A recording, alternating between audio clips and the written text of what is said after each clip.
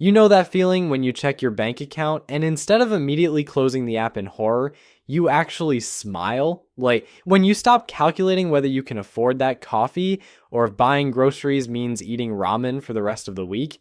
There's a specific number where this shift happens, and it's not what most people think. Most financial gurus will tell you that you need $1 million to feel wealthy, or that 6 figures is the magic number. But here's the thing they're missing. There's a much smaller milestone that completely transforms your relationship with money, and once you hit it, everything changes. That number is $20,000. My name is Nick, and I spend way too much time thinking about money, financial psychology, and why some people seem to effortlessly build wealth while others stay stuck in the same financial patterns for decades. If you're someone who wants to understand the real mechanics behind wealth building, instead of just hoping things will magically improve, make sure to hit that subscribe button and give this video a thumbs up if it ends up helping you see money differently. Now, before we dive into why $20,000 is the real game changer, let me ask you something. When you think about building wealth, what comes to mind? Maybe you picture some trust fund kid who never had to worry about money, or perhaps you imagine someone grinding away for years, slowly accumulating wealth $1 at a time. The truth is, wealth building doesn't work the way most people think it does. Here's what actually happens. There are certain financial thresholds that act like invisible barriers. Once you cross them, the rules of the game completely change. $20,000 is the first major threshold that separates those who will build significant wealth from those who will spend their entire lives living paycheck to paycheck. And the crazy part is, most people have no idea this threshold even exists. Think about it this way. If you've ever tried to push a heavy boulder up a hill, you know that getting it started is the hardest part. You're straining, sweating, making very little progress, and questioning whether it's even possible. But once you build enough momentum, something magical happens. The boulder starts moving faster, and eventually, when you reach the top, it rolls down the other side almost effortlessly. $20,000 is that turning point where your financial boulder finally crests the hill. Everything before this point feels like you're pushing uphill against gravity. Everything after this point feels like gravity is working in your favor. But here's where it gets really interesting, and this is something that will probably surprise you. The difference isn't just mathematical. It's not simply that you have more money to invest or that your returns are larger in absolute terms. The real magic happens in your brain. When you don't have money saved, your brain operates in what psychologists call survival mode. Every financial decision is filtered through fear and scarcity. You take the first job offer that comes along, even if it's terrible, because you can't afford to be picky. You stay in situations you hate because leaving feels too risky. You say yes to things you don't want to do because you need the money. This isn't just about being practical or responsible. When you're in survival mode, your brain literally can't think about growth and opportunity. It's like trying to plan a vacation while your house is on fire. Your mental bandwidth is completely consumed by immediate threats and short-term survival. But something remarkable happens when you cross that $20,000 threshold. Suddenly, your brain has the space to think differently. Instead of asking, how do I survive until next paycheck? You start asking, how can I grow this money? Instead of being reactive to whatever financial crisis pops up, you become proactive about building wealth. Research from Vanguard shows that having just $2,000 in emergency savings increases your financial well-being by 21%. $2,000. That's less than most people spend on a vacation or a fancy laptop. But that small buffer creates a massive psychological shift because it moves you out of pure survival mode. When you push that emergency fund to 3 to 6 months of living expenses, which for most people lands somewhere around $20,000, you get another 13% boost in financial well-being. But more importantly, you've now created enough breathing room for your brain to start thinking about wealth building instead of just wealth preservation. Here's where the math starts getting really exciting. Let's say you're saving $1,000 every month and earning an 8% return on your investments. Getting to your first $20,000 takes about 19 months of consistent saving and investing. That's a year and a half of discipline, sacrifice, and delayed gratification. It's not easy, and frankly, most people give up somewhere along the way. But here's the part that will blow your mind. Your second $20,000 doesn't take another 19 months. It only takes about 17 months. Why? Because now you've got that first $20,000 working alongside your monthly contributions, generating its own returns. Think about this for a second. You did the exact same amount of work, saved the same amount of money each month, took the same level of risk with your investments, but you shaved 2 full months off the timeline just because you had more money working for you. That's the power of compound interest starting to kick in.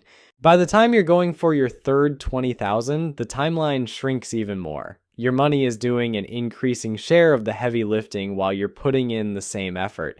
And when you get to the really big numbers, the acceleration becomes almost comical. Once you hit $400,000 in your investment portfolio, you can generate your next $20,000 in just 5 months. The same amount that took you nearly 2 years to save initially is now happening automatically through your investments. That first milestone feels impossible, but every milestone after that gets progressively easier.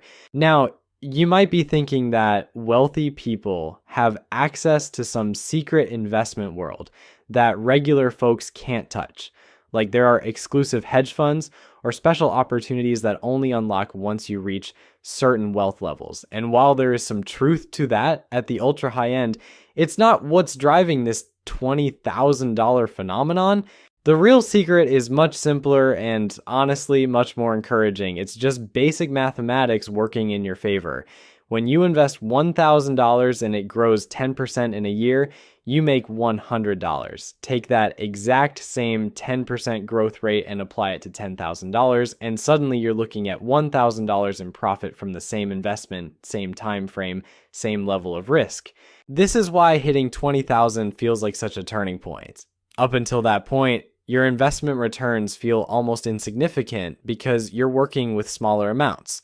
A 10% return on $2,000 is $200. Nice, but not exactly life-changing. But a 10% return on $20,000 is $2,000. Now, we're talking about money that actually matters.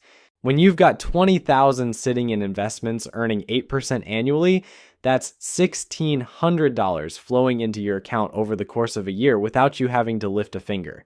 Money you didn't have to earn through your job. Money that showed up because your existing money was working on your behalf. The investment strategy isn't any more sophisticated than what someone with $1,000 can use. You can buy the exact same index funds, use the same brokerages, follow the same basic principles. The only difference is scale, and that scale transforms small percentage wins into real financial progress. But here's the part that most people completely miss, and it might be the most important point in this entire video. When you save $20,000, you've actually accomplished something far more valuable than just accumulating money in a bank account. You've fundamentally rewired your brain and built the most important financial habit you'll ever develop. And this might sound like some self-help nonsense, but stick with me because this is where things get really practical. Think about what it actually takes to save $20,000 if you're starting from zero. Unless you're making ridiculous money or living in your parents' basement rent-free, this requires serious discipline. You had to track where every dollar was going. You had to say no to things you wanted so you could set money aside instead. You had to resist the urge to blow your savings on whatever shiny object caught your attention that week. Most importantly, you had to do all of this consistently for months or even years. And here's the kicker. You proved to yourself that you can control your money instead of letting it control you. You became the type of person who can delay gratification when it really matters. That's not just a financial skill, that's a life skill. This identity shift is huge because it affects every financial decision you make going forward. Before you had $20,000 saved, buying a $4 coffee might have required mental gymnastics about whether you could afford it. After you hit $20,000, you're not sweating the small stuff anymore because you know you have your priorities straight. You've proven you can make the big sacrifices when necessary. But there's another psychological shift that happens at this level that most people don't talk about. you start seeing opportunities instead of just threats. When you're living paycheck to paycheck, every unexpected expense feels like a disaster. Your car needs repairs, your laptop dies, your rent goes up. These aren't opportunities, they're financial emergencies that derail your entire month. But when you have $20,000 in the bank, these same events become minor inconveniences at worst. Your car needs repairs, annoying but not catastrophic. Your laptop dies, time to upgrade to something better. Your rent goes up, maybe it's time to finally look for a better place or negotiate your salary. Even better, you start noticing opportunities that were always there, but you couldn't take advantage of before. Your friend mentions they're starting a business and looking for investors. Before, you would have thought, that sounds interesting, and moved on. Now you can actually consider whether it's worth throwing $5,000 at it. A killer deal pops up on a rental property that needs some work. Before, you would have scrolled past it on Zillow and maybe felt a little envious. Now you can run the numbers and see if it makes sense as an investment. Your boss mentions there's a conference in another city that could be great for your career, but the company won't pay for it. Before, you would have made excuses about why you can't afford to go. Now you can weigh the potential return on investment. This is what wealthy people mean when they say, money goes to money. It's not some cosmic conspiracy where the universe rewards people who already have cash. It's that having money gives you options, and options create more opportunities to make money. Here's something else that happens around the $20,000 mark that will make you question everything you thought you knew about budgeting. You start caring less about small expenses and more about big ones. I know that sounds backwards, but hear me out. When you're broke, you obsess over every purchase. Should I buy the name brand cereal or the generic version? Is it worth spending $3 on coffee when I could make it at home? Should I get the premium gas or the regular? These decisions consume mental energy because every dollar feels precious. But when you have a solid financial foundation, you realize these micro decisions are largely irrelevant. The difference between spending $3 on coffee versus making it at home is maybe $1,000 per year if you're really going overboard. That's not nothing, but it's not going to make or break your financial future either. What matters are the big decisions: where you live, what you drive, how much you save, where you invest. These choices can swing your net worth by tens of thousands of dollars over time. So instead of agonizing over whether to buy the organic bananas, you focus your energy on optimizing your housing costs, maximizing your income, and making sure your investment strategy is solid. This shift in focus is incredibly liberating because it frees up mental bandwidth for the decisions that actually matter. You stop sweating the small stuff and start thinking strategically about wealth building. Now, let's talk about what happens to your career once you hit this milestone, because this is where things get really interesting. Having $20,000 saved doesn't just change your relationship with money, it changes your relationship with work. When you're living paycheck to paycheck, you're essentially trapped in whatever job you currently have. Your boss could be terrible, your coworkers could be toxic, the work could be mind-numbing, but you can't leave because you need that next paycheck to survive. This puts you in an incredibly weak negotiating position. You can't ask for a raise because you're afraid they might fire you. You can't push back on unreasonable demands because you need the job more than they need you. You can't explore other opportunities because taking time off for interviews feels too risky. You're stuck, and everyone knows it. But $20,000 changes the entire dynamic. Suddenly, you have what I call walking away money. You could quit tomorrow and survive for months while you find something better. This doesn't mean you should be reckless or burn bridges unnecessarily, but it means you're negotiating from a position of strength instead of desperation. This psychological shift affects everything about how you approach your career. You start asking for the raise you deserve because the worst they can say is no, and you'll be fine either way. You push back on unreasonable requests because you're not afraid of the consequences. You explore new opportunities because you can afford to take some risks. Here's what's really crazy. Often, you don't even need to use your walking away money.